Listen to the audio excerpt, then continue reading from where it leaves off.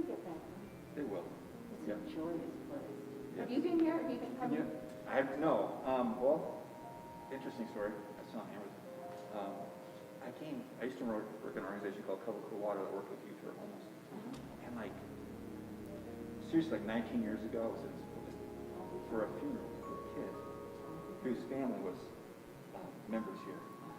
And it was, I never thought I'd be back, but I remember just the peace that was here from 20 years ago. Well, that's a really nice memory. Right? Yeah. And so I'm thrilled to be here and almost goosebumps. It's a special place. Yeah. My husband and I were just trying it out 10 years ago. Yeah. And we just heard from this pulpit, when you went out there and sang, you were going Yes. to relax Yes. and get on with it. We went, Yeah. that would have been here ever since. That's awesome. It just was a message that resonated. Yeah. That's a Totally. cliche No, thing. it's perfect. That's right. So.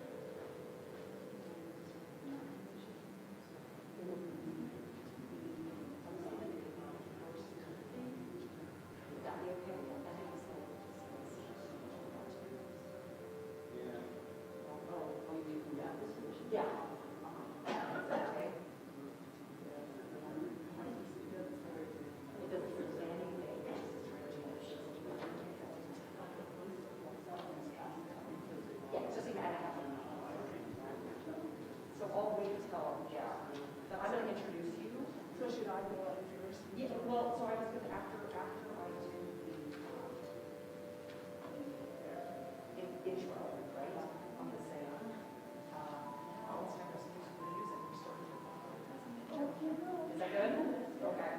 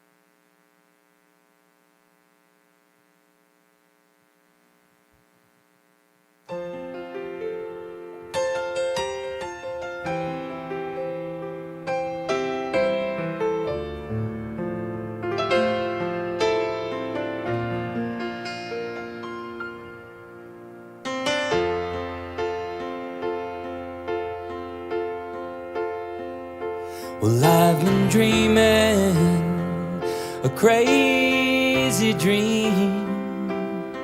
It's been so long now, I thought it was real. As I awaken, my eyes can see all of the beauty that's been there for me. And I'm feeling tomorrow shine, feeling tomorrow shine. Got a brand new life ahead, and Lord knows I'll be fine, 'cause I'm feeling tomorrow shine.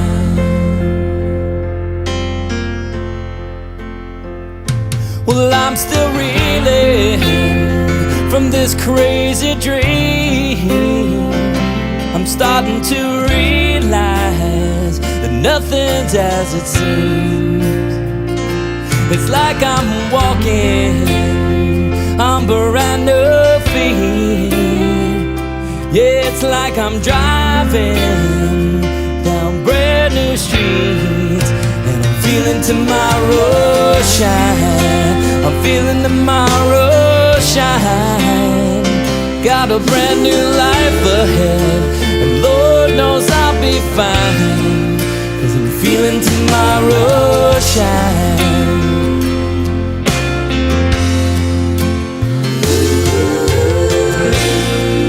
But I've built my life, it seems, based on illusions from some crazy dream. And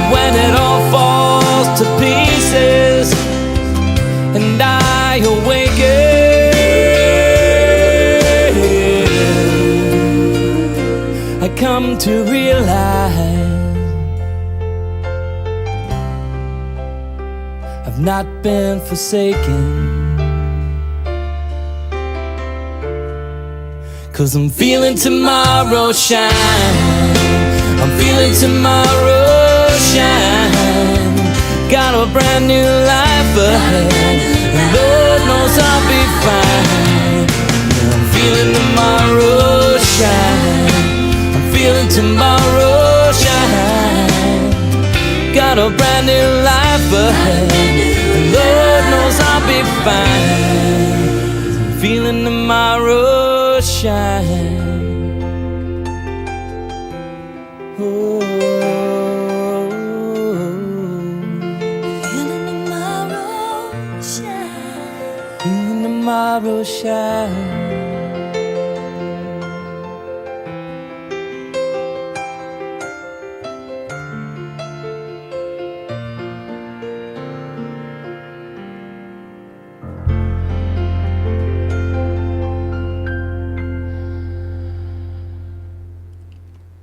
Good morning, everybody. Good morning. Ooh, I love that sound. Welcome. Well, first of all, today is apparently the Super Bowl, which I did not know until I heard it on the radio this morning. So happy Super Bowl Sunday, or, you know, I would like to call it Super Soul Sunday for us. I know that's Oprah's thing, but it applies to us today as well. Welcome to Unity Spiritual Center, where we are all about our mission of transforming lives and inspiring people to make a positive difference in our world. My name is Amber McKenzie, and I will be your platform assistant this morning. So happy to see everyone. As always, we want to begin our time together with our opening affirmation. I will say it once and then just ask that you repeat it with me. There is only one presence and one power active in my life and in the universe, God the Good. Together, there is only one presence and one power active in my life and in the universe, God the Good. This is Unity's foundation principle: one presence, one power, one life living through and as each and every one of us. This morning, we are very excited to hear from our transformational speaker, Mark Terrell. Am I saying your name correctly? Terrell. Oh, I should have asked you in advance. Terrell, Mark Terrell, and his message entitled, Being Tethered to the Love of God. Love that title. Mark will also be leading us in today's meditation and kind of some breath work, which I'm also very excited about. But first, we want to hear some news you can use, and we're going to start with our very own board president, Joan Breckling. Well, good morning. I will be doing the regular board update next week, but there's an announcement I wanted to share with you right now. And that is that our bookkeeper extraordinaire, Linda Tweedy, has announced that she's going to be retiring. We don't have a date yet because she will be here until we're able to hire a replacement and she's able to train that person. So this is not a goodbye, but I just wanted to let you know and to invite you over the next few weeks to think about emailing her or sending her a card or dropping a card out in front in our mail slot, just letting her know how much you appreciate all that she's done for us. She's not only been our bookkeeper for several years and really kept us right in track where we need to be with all of our financial matters, but she also, particularly over the last year, has taken on a number of responsibilities that go far beyond being a bookkeeper. So she's contributed wonderfully to us, and I really hope we can all show her our great appreciation. So we will be posting the position as a part-time position for a full-charge bookkeeper this week. And so if you are interested in that, or if you know someone who has those skills and would like to be part of a really wonderful collaborative team, then please contact Amber McKenzie. Her email is up there on the screen. So thank you, and please remember to let Linda know how much you appreciate her. Thanks.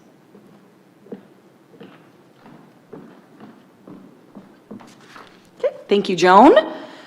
Okay, we've got a couple of announcements that you've probably seen, so I'm going to kind of go through these. The first is this is the last kind of couple days before the Zoom book study with Karen Dunmore starts. So if you are interested in this book study, My Grandmother's Hands, please contact Karen today or tomorrow at her email dunmorek@gmail.com. She will be starting that book study on Wednesday evening at 6 p.m. this Wednesday. So please feel free to get a hold of her if you would like to join that. I know she's really excited, and it sounds like this book is really amazing.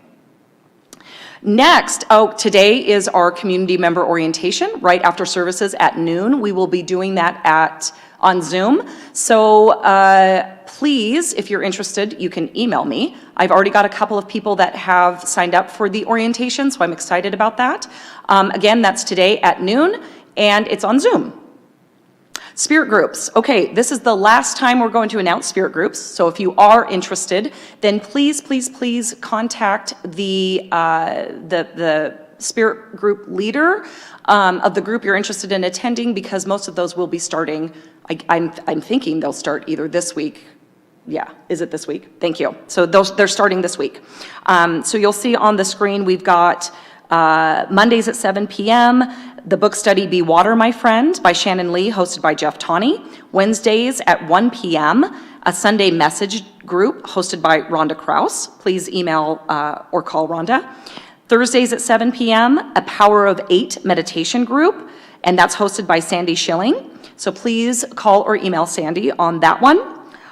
Fridays at 7 p.m. is the Healing Code by Ben Johnson, and that's hosted by Ann and Gary Howard. Please email them to join. And again, we've got that one more to be announced. That one is going to be based on those who are interested and kind of coordinating their schedules. That's with Pat Mertens, and that will be a spiritual consideration for political challenges.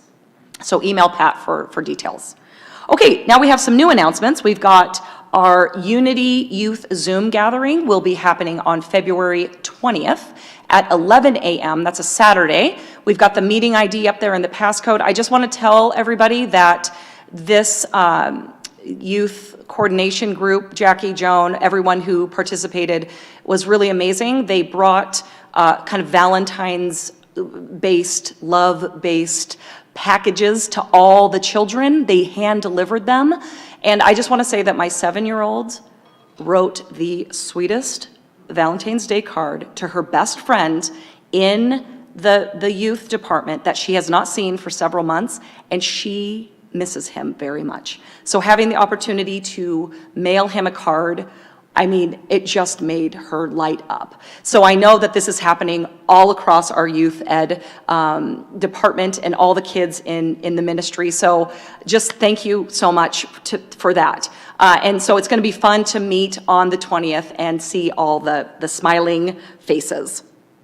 Next, we have a save the date for our annual meeting. It will be on Sunday, February 28th, again, right after services, via Zoom. You will be finding that information in your e-newsletter on Wednesdays, so please stay tuned for that. Okay. Oh, okay, and then we also have some new transformational speakers that are coming up. On February 14th, we've got Heather Grover, and her talk is titled A Cold and Broken Hallelujah. So I'm excited to hear from Heather. And then on February 21st, we have Richard Seaman again, and he is speaking on the 5 steps to spiritual listening.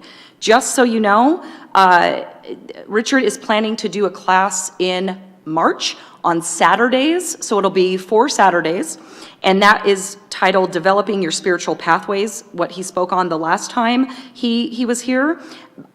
We will be sharing more information about that in the e-newsletter and starting next week. I just wanted to give you a little preview. Okay, now I'm coming up in a different mode.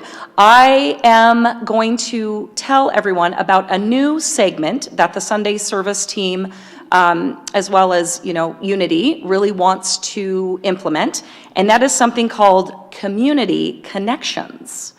And you can see a little bit more information on the screen. So this segment is all about our mission, which is deeply connected to our relationships with each other, especially those in our spiritual community. We are transformed and inspired by each other. And right now, that is not as easy as it once was when we were meeting in person. And so community connections is a way that we can celebrate our spiritual and life, which it's all connected, right? Highlights, as well as the things that have been difficult for us. And so this could include, engagements, weddings, births, graduations, retirements, career shifts, sobriety, illnesses, transitions, celebrations of life, and so much more. It's not easy to share those things when you're not in person. And so if you have an important milestone that you're interested in sharing with our community, with your spiritual community, we want you to, we have a new online form that, again, will go out in the e-newsletter on Wednesdays. Or you can email me at amackenzie@unityspokane.org. And, it just kind of asks some questions about things that are happening in your life that you would like to share. And so this information may be shared on Sundays, it may be shared in our e-newsletter or in our Discoveries newsletter, but it's just a way to connect and just connect with each other in a different way. And then, as people receive information about what's going on in each other's lives, perhaps they can reach out via email or phone or whatever, okay? So I hope that you are as excited about that as I am, because I think it's really important for us to stay connected during this time. So with that in mind, today we want to share some difficult news about two of our longtime Unity members. First, on behalf of Carol Waldenberg and her entire family, we share the news that her very beloved father, Vern Waldenberg, passed away on January 5th of this year. For anyone who knew or met Vern, you could sense his very kind, gentle, peaceful, and genuine soul. He had a very special vibrancy and light about him. And Carol describes what a beautiful father he was, and an absolutely amazing grandfather to Sophia and Olivia, as well as all of his grandchildren. They are hoping to hold a celebration of life for Vern on his birthday, June 5th, 2021. This is a tentative date given COVID restrictions, so please stay tuned for more information, and please keep the Waldenberg family in your hearts and prayers during this difficult time. We want to honor his beautiful journey in this life and his ongoing journey with Spirit.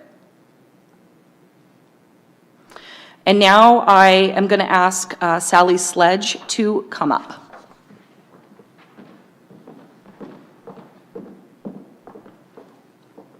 Good morning.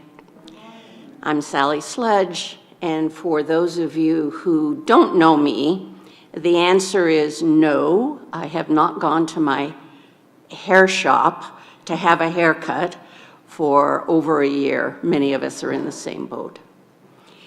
And my task this morning is to let those of you who don't know about the passing of our beloved Bonnie Lineweber.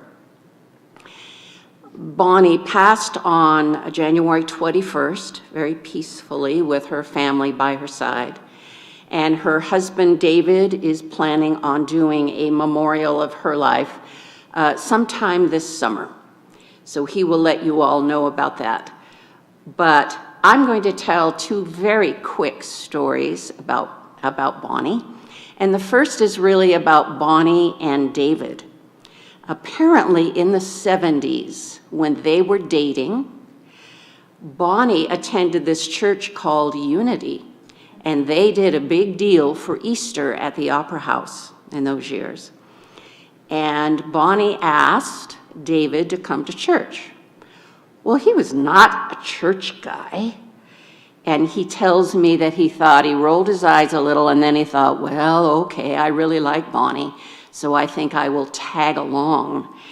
And you realize that tagging along and his experience with Unity was the beginning of over 50 years of their involvement here. He will talk more about that at the memorial this summer. The second brief story is about Bonnie as a choir member. As you know, we had a very active big choir here before the pandemic, and I served as sort of the worry wart for choir, trying to make sure people felt welcome and had their music and blah, blah, blah.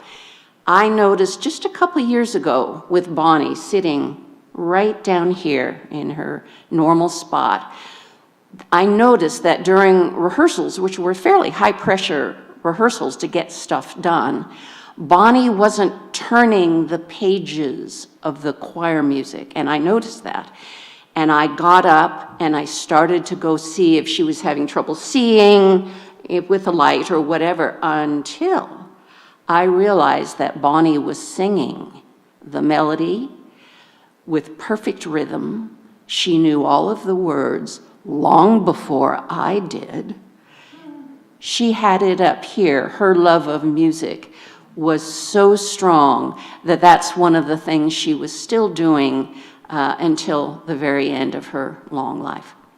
So with that, let's keep Bonnie in our spirits and in our prayers, as well as her family.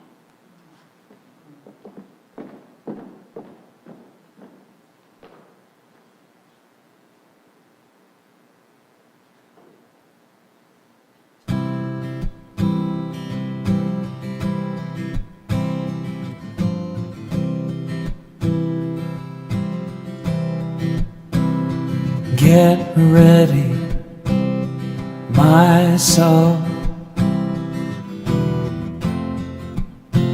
I'm diving in. Get ready, my soul. I'm diving in to the deepest kind of love,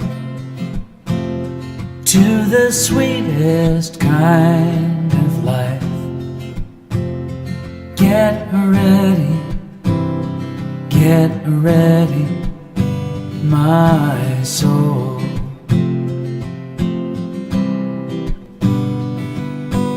Everything I've ever done, everything I've ever seen, everything I've lost or won, everything I've ever dreamed has brought me here to the present moment, here to a new beginning here. And I'm seeing life so clearly now.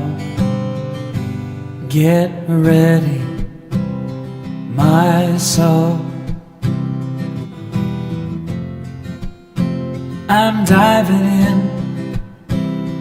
Get ready, my soul. I'm diving in to the deepest kind of love, to the sweetest kind of life. Get ready, my soul. 'Cause here I go, deeper, deeper, deeper than I've ever been before. Here I go, closer, closer, closer to my sacred source. Here I go, deeper, deeper, deeper than I've ever been before. Here I go, closer, closer, closer to my sacred source. Get ready, my soul. I'm diving in. Get ready, my soul.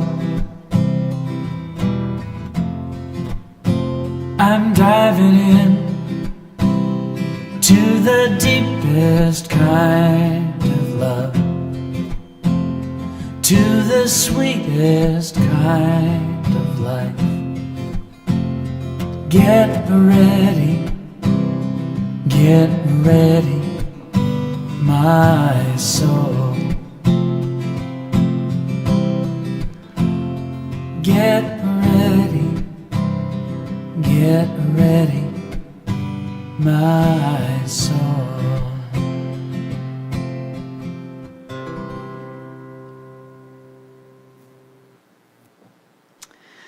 Okay, and now I'd like to just introduce Mark Terrell.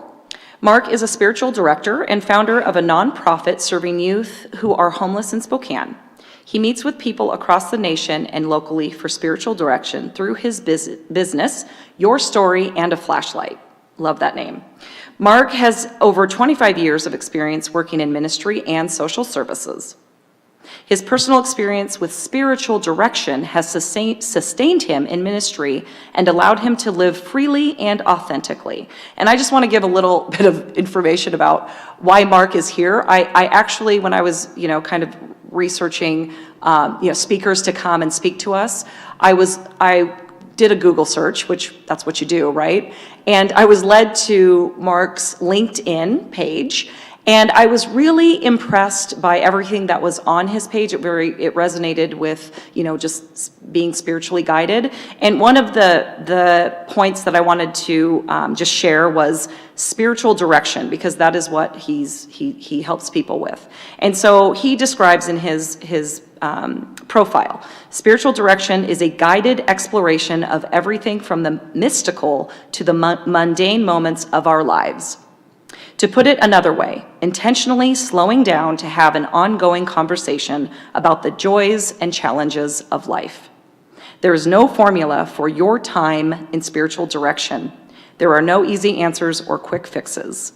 Time is filled with sharing, silence, questions, and listening. And so with that, I would like to welcome Mark up to the stage. Thank you. I got to get ready. I'm nervous. Hope that's okay. I was nervous for a couple reasons.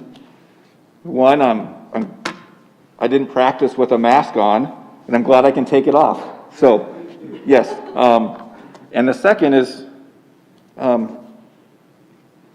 been on this journey, right? I became a Christian September 23rd of 1989, and that was really restrictive, right? And then I've been on this journey of freedom and authenticity since then.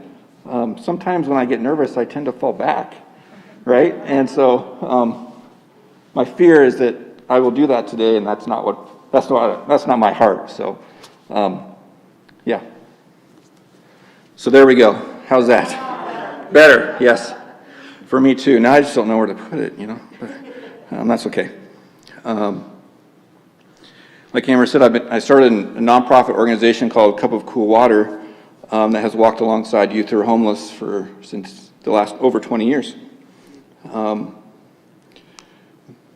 I'm also the founder of a nonprofit, or actually it's an LLC called Your Story and a Flashlight, which is a spiritual direction and a narrative life coaching practice.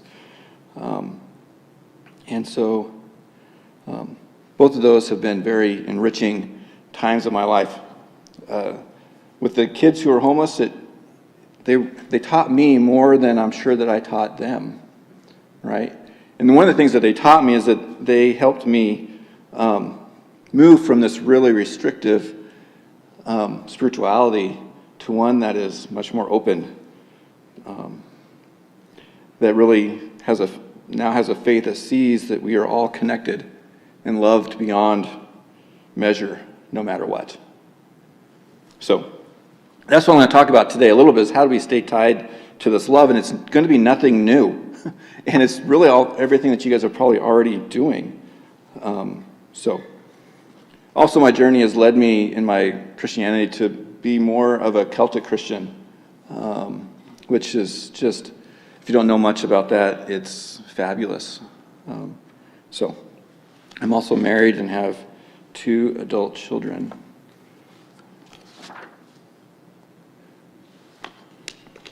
But before I share any thoughts, some of us, I don't know about you, but I learn differently, right? I learn through different methods, and here's one of them.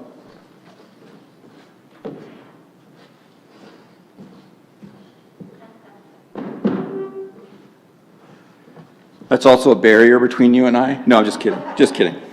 Totally joking.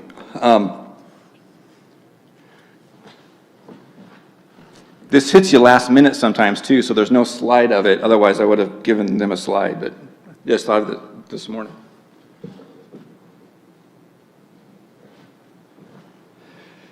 That is a picture of an icon. Some of you can't see it. Some of you can. Icons, I think, are meant to, or how I use them, is they're the doorway or an open window to something greater than myself. This icon happens to be the oldest Coptic icon, and for our talk today, it is a picture of God with his arm around a human being. And that's what I want to talk about today, is how are we tethered to God? How are we tied to him? And how do we stay tied to him? In this time of COVID and everything else, I've wondered that myself. What keeps me tethered to the love of God? And I want to start with a quote by David Benner from his book, The Gift of Being Yourself. He writes, "I am convinced that God loves each and every one of us with depth, persistence, and intensity beyond imagination. God doesn't simply like you, nor does God simply have warm, sentimental feelings toward you just because you were created in the divine image. The truth is that God loves you with what Hannah Hurnard calls a passionate, absorbed interest. God can't help seeing you through eyes of love." Put more simply, in my words, God is furiously in love with us, and there's really nothing we can do about it, right? He's just ferociously in love with us. And so I want to talk about 3 things that help us stay connected or tethered to that love. Out of my tradition, there's some ancient texts that I use out of the Bible. The first thing I think that helps us stay connected or tethered to this love, which you guys talked a lot about during the announcements, and that is community, right? It says, "Let us consider how to stir up one another to love and good works, as is not neglecting to meet together, but encouraging one another, and all the more as you see the day drawing near." I love this text because I think it invites me to a few things. Well, it invites me to continue to meet with each other, right? It helps me to remember that I need to be connected to a community. But what are the components to this community that I need to be connected to? I think this passage tells us as well. It needs to be a place where I can be vulnerable and be myself and be authentic. It needs to be a place where it teaches me to treat my neighbors with compassion and respect. I remember just recently, we have a neighbor that I haven't really liked, right? It's true. They can be annoying, right? Let's be honest, and so can I, right? But one day I remember, this is really embarrassing, I forgot to put the emergency brake on the car, and it rolled down the driveway, and it hit the gas meter, and erupted. I mean, it was 10 fire trucks everywhere, total embarrassment. This neighbor, who used to drive me crazy, came out, and we're like, "What's going on?" So I shared the story, and I go, "I'm more embarrassed than anything." And she's like, "No, you don't have anything to be embarrassed about." And I thought to myself, I've been a jerk, right? And so I went home and thought more about this, and then thought, I need to apologize to them, but I'm going to let it happen organically.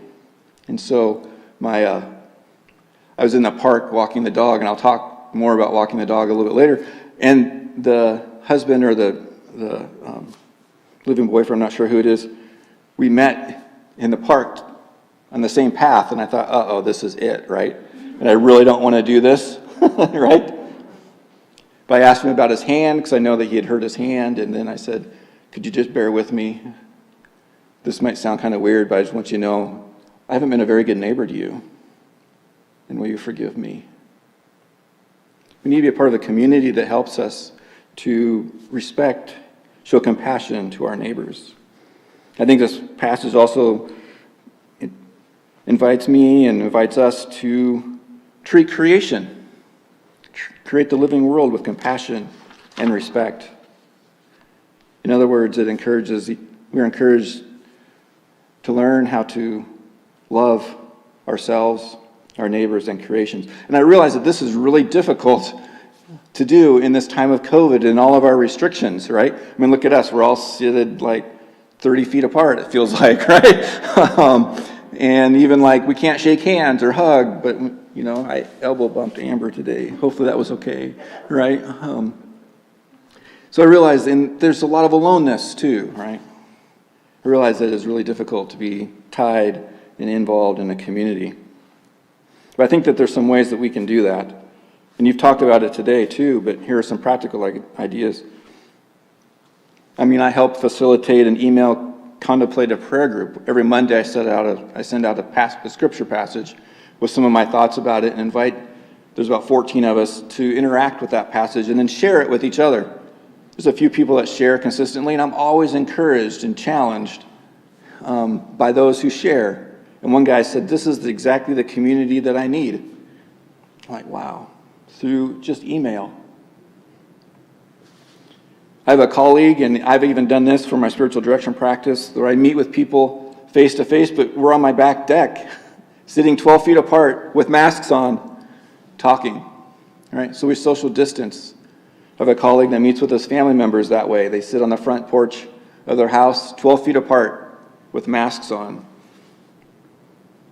Taking walks. I have a monthly meeting with a gentleman that we go on a walk together, wearing our masks, but we walk at least an hour once a month, wearing our masks, so we go talking and encouraging one another. There's Zoom small groups, right? Like you've already mentioned, your book clubs and your spirit groups. How cool. Sure, it's not the same, but it's something, right? And those groups help us and encourage us to love ourselves and to remember the love God has for us.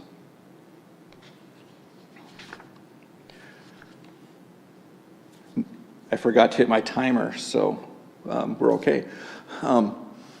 Normally, I like interaction with people. So what are some ways that you have stayed tied to community?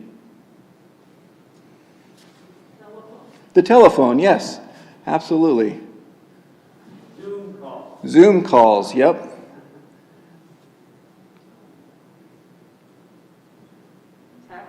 Texts, yeah, texting, absolutely, yeah. Everything helps, right? Everything helps. Phone calling, Zoom meetings, texting. FaceTime, yes. Yeah. Those are all wonderful ways that we can stay connected to this community that hopefully is helping us learn to be more vulnerable, learn to remember that we are loved by God, and keeps us remembering that. Another thing I think that helps us stay tied or tethered to the love of God for us is creation. We're told ever since the creation of the world, his invisible nature, namely his eternal power and deity, has been clearly perceived in the things that have been made. I love that, right? And my wife and I do a lot of backpacking and day hiking. In fact, yesterday we did a 10-mile hike on the bluff, and I'm surprised I can walk or stand in front of you today. My legs are a little wobbly, so there we go. But I love that. We're invited to notice the presence of God in the created world. experiencing the activity of the divine through creation. I remember one time, I'm going to talk about this a little bit later. I remember one time we liked to garden, or we put together a garden and flower beds, and I remember being out in the weeding the garden, and I'm on my hands and knees, and I felt this sense really to just take your gloves off. So I took my gloves off, and I got my hands in the dirt, and I was weeding, and I just had this big sense that the weeds and I are connected, and that we were one, made out of the same stuff. And it was just this really joyous occasion. Another thing, remembering about this, seeing God's presence in the created world, is my son's dog, Jack. Jack is really annoying. He's 4 years old. When we first brought him, I love Jack. Jack's not, I'm an exaggerator, but I really believe that he saved my son's life. But there's some things about Jack that drive me absolutely crazy. One is that he constantly wants to be with us. You know, when you're doing dishes or you're cooking at the stove and you turn around and there he is and you almost fall over him, right? Yes, you have. Yep. He just constantly wants to be with us. He's really persistent, meaning that he will, if he wants something, he won't stop until he gets it. His big thing is like coming in at 2 o'clock in the morning and going to my wife's side of the bed and sticking his head on her pillow and poofing in her ear, right? Oh my gosh, it's so crazy. And he does it until he gets a response. He's very persistent. And he's tireless. We take him to the park and we play frisbee with him, and he runs until he falls over, and then in about 30 seconds, which is way too short a time, he's right back at it, right? He is tireless. Well, I used to work downtown, and I would park several blocks from where I worked because the parking was free, and I got some exercise walking to work. And I remember thinking in my head, complaining about Jack, because I was like, I am so tired of this little dog. Not knowing that I was actually praying, and then soon this voice popped into my head and asks me, who else in this world has those characteristics? And I gasped. And I said, it's you, God. You just want to be with me and us. You are persistent in inviting me into that relationship more deeply. And you're tireless. Now, not always, but most of the time, a few times a day, maybe a week, whenever I turn around and Jack is there, I'm reminded of God's wanting to be with me. I'm reminded that when he, even to me sometimes, puts his head on my lap and pushes and whines constantly until I respond, that God is persistently inviting me into a deeper relationship with them. And then when my arm gets tired from throwing the frisbee and he's not tired, I remember the tirelessness of the divine. Pelagius, a Celtic monk, writes, the presence of God, God's Spirit, in all living things is what makes things beautiful. And if we look with God's eyes, nothing on earth is ugly. So what are some things that you do to experience God through creation, through the created world? Art? Yes. Music? Yes. Sunset? Yes. Oh yeah, contact with other people when we sneak it in there, right? Yeah. Yes. Pick up dog poop, yes. Absolutely. I have a lot to do with that. Yeah. Going for walks through the park. We live pretty close to Grant Park, and there's lots of trees there, and there's this one section that I always love just to sometimes slow down through while I'm throwing the frisbee for Jack. Walking a labyrinth. I know that I walked yours in the park, your parking lot today. Right? It was beautiful. And I have one in my backyard as well. Gardening in the spring and summer. are some of the other ways I think we can stay connected. I love that word of art and seeing sunsets and sunrises as well, too. There's those things that keep us connected to the love of the divine for us. Finally is prayer. And this is talking specifically about Jesus, and he's probably, I don't remember the whole context of it, but he's probably tired, and he's been with the crowds, and he sends them all away, and it says that he went up on the mountain by himself to pray. When evening came, he was there alone. And I love this because it invites me to spend time with the divine, to talk with them. I'm sure that Jesus talked to the Father then. Remember to take time to listen as well. Take time to be alone with God. And then also,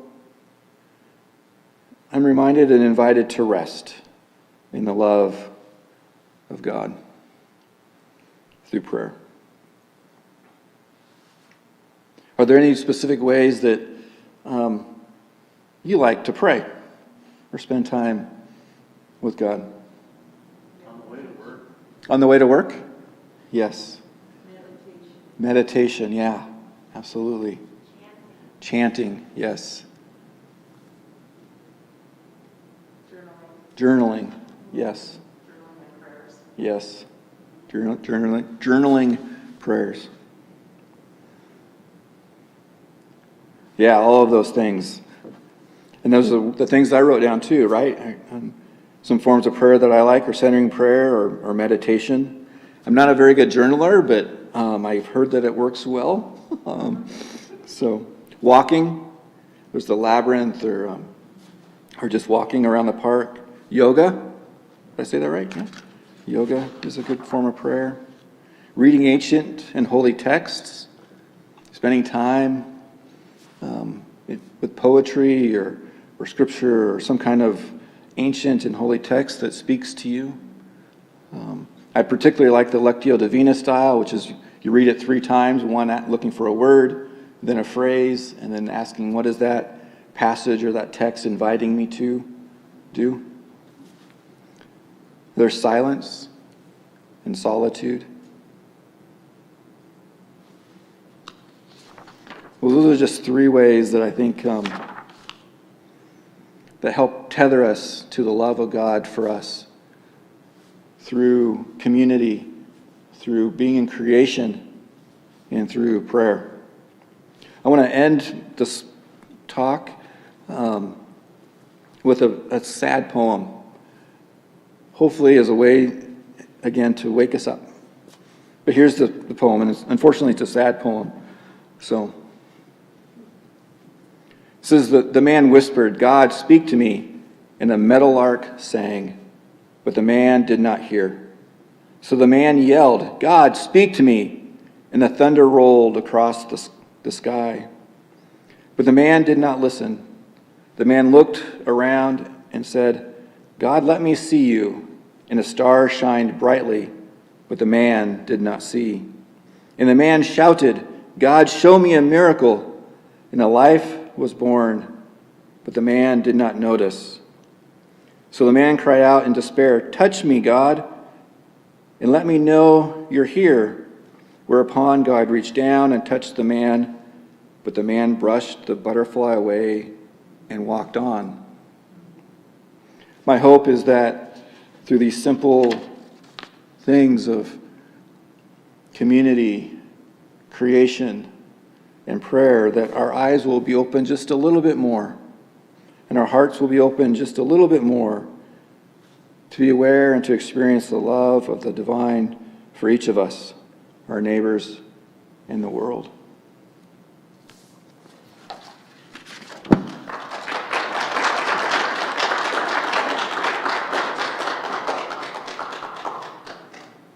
Do we jump right in? Yep, jump right in. All right, I'm going to step back like Amber did. She's my model. And now we're going to step into a time of meditation for about 5 to 7 minutes.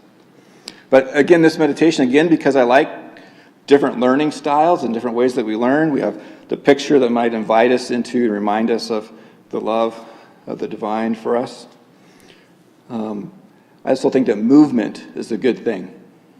And so through this breath work that I'm going to run us through, we're going to do some hand movements as well, too, right?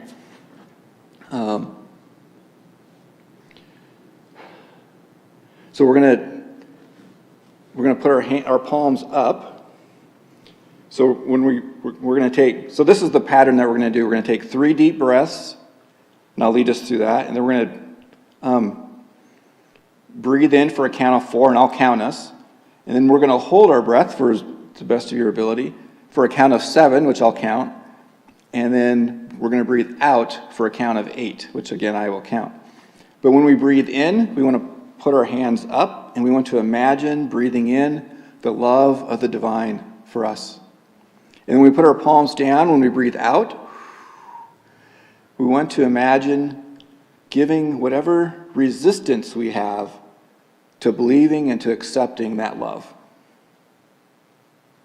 All right, so we're going to breathe in, we'll put our hands up. When we breathe out, we'll put our palms down. So we'll breathe in the divine, love of the divine, and we'll breathe out any resistance I may have. And then we're going to do a few minutes, if I can get it right here,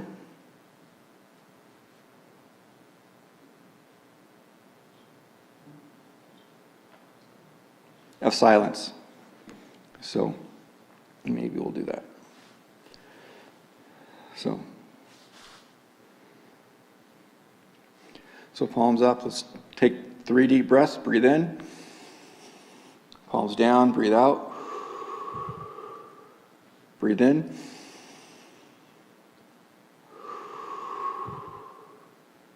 Breathe in. Breathe out. Palms up. Breathe in. 1, 2, 3, 4. Hold your breath. 1, 2, 3, 4, 5, 5, 6, 7, 8. Breathe in. 1, 2, 3, 4. Hold your breath. 1, 2, 3, 4, 5, 6, 7. Breathe out. 1, 2, 3, 4, 5, 6, 7, 8. Breathe in. 1, 2, 3, 4. Hold your breath. 1, 2, 3, 4, 5, 6, 7. Breathe out. 1, 2, 3, 4, 5, 6, 7, 8. And 3 more deep breaths. And breathe out. Breathe in. Breathe out. And 1 more. Breathe in. Breathe out. You can just breathe normally in silence.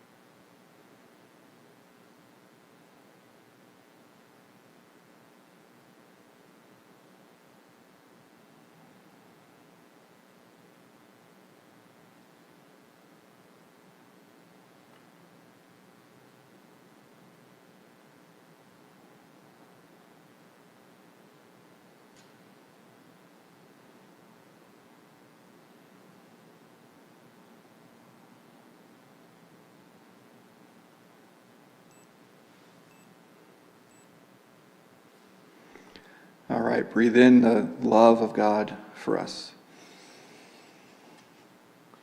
And breathe out any resistance I have to accepting and believing that love. Breathe in. Breathe out.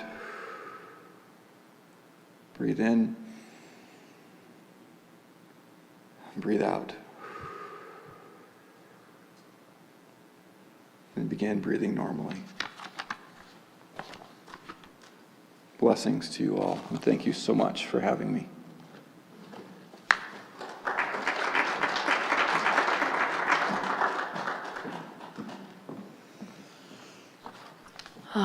Wow, that was great. Thank you so much, Mark. That was wonderful. I especially loved your description of Jack. When you were talking about Jack, I was reminded of my 2 children. They're very persistent. They don't let things go. And now when I find myself feeling frustrated, I should do this anyway, but I will see the divine in them and be reminded of God's persistence in my life. So thank you. That was wonderful. Unity stands for peace in the presence of conflict, for love in the presence of hatred, for forgiveness in the presence of injury. Unity honors the many names for God, the many paths to God, for we know that there is only one power, one presence, one life. So whoever you are and wherever you are on your spiritual journey of transformation, you are welcome here. If you are new to our ministry and are interested in learning more about our upcoming events or spirit groups or anything that we've got going on, we would encourage you to please sign up for our e-newsletter. You would do that by texting Unity Spokane to 22828 or sign up on our website at unityspokane.org. We would also like to connect with you on our social media, Facebook, Instagram, and YouTube. Just search Unity Spiritual Center Spokane to find us. Now is a time to acknowledge and bless one another with a socially distanced namaste greeting. Whether you're here or in the sanctuary or at home, please feel free to stand up and send your conscious, loving energy to those around you.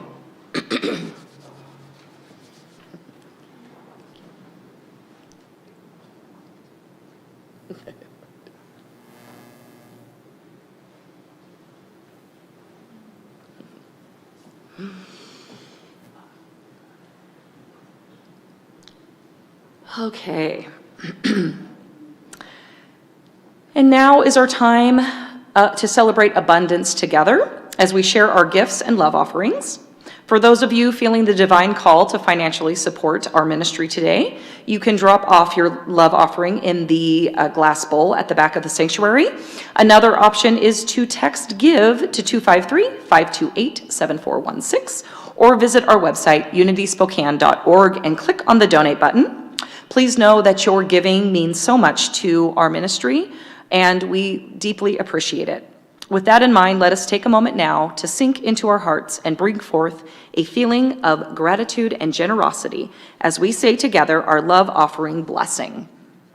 I know that my giving blesses and multiplies all that I am, all that I have, and all that I give and receive.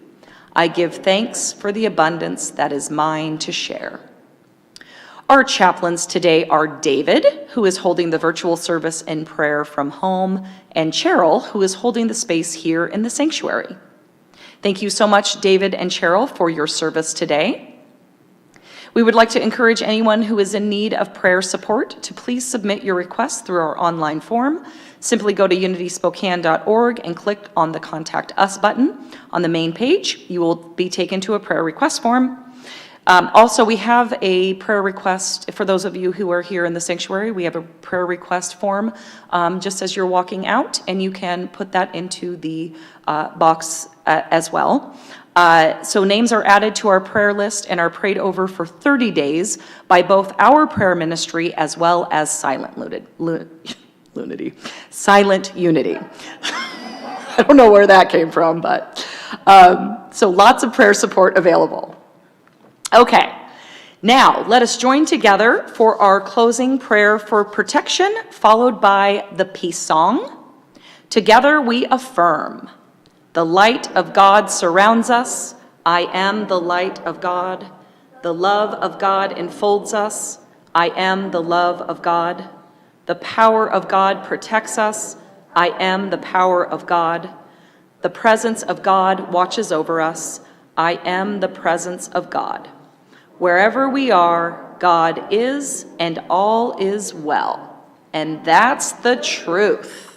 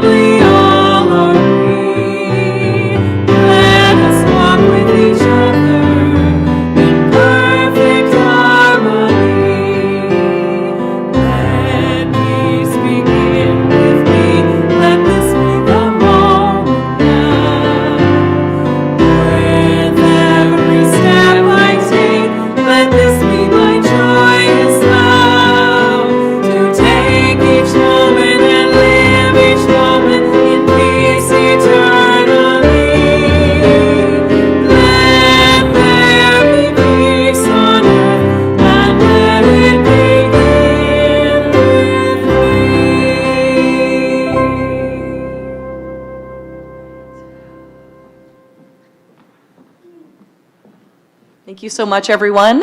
Now is a time for the reflections, observations, and inspirations on Zoom. For those of us in the sanctuary, if you don't mind kind of filing out to the parking lot, if you would like to talk in the parking lot, that's perfectly okay. Just with COVID regulations, we require people to start exiting the sanctuary. Thank you again, Mark, for being here today. It was wonderful. Yes. Good job.